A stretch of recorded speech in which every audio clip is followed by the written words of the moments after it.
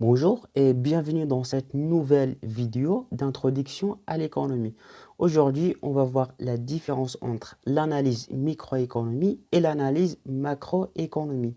On va voir la méthode et les principes de la microéconomie, la méthode et les principes de la macroéconomie et on va voir les points de différence et les points communs entre ces deux analyses économiques. Alors, pour l'analyse microéconomie, il porte sur un agent économique précis, en particulier, soit les ménages, soit les entreprises, c'est en particulier.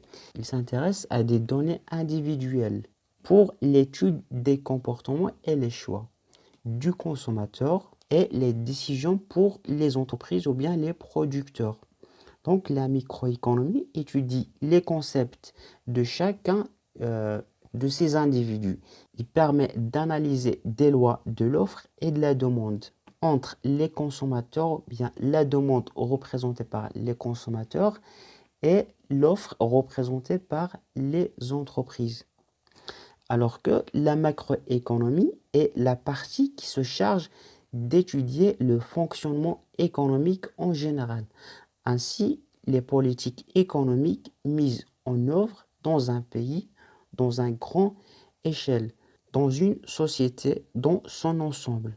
Et parmi les variables les plus utilisées, c'est le PIB, bien le produit intérieur brut. On trouve également taux de chômage, taux d'intérêt, taux d'inflation, etc., etc.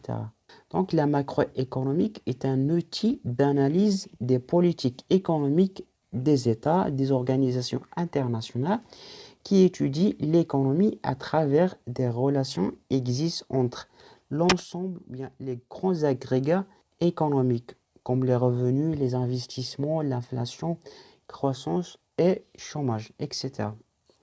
Alors, pour la différence entre ces deux analyses, pour la macroéconomie, il porte sur une vision globale, une vision générale sur l'ensemble de de ce qui est réalisé au sein dans l'économie, contrairement à la microéconomie qui porte sur une vision particulière sur l'économie.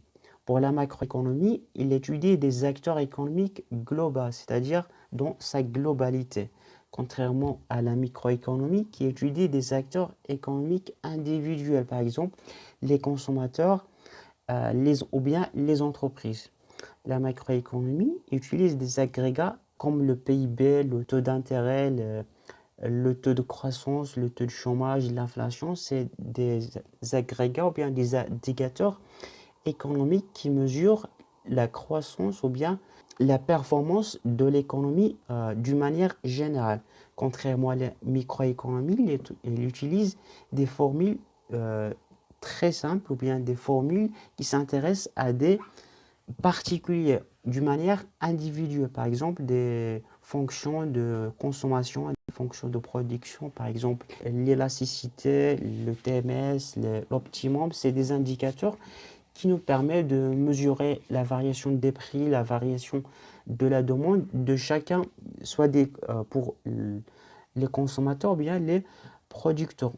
Mais malgré ces différences entre la macro et la micro sont deux branches indispensables dans l'économie.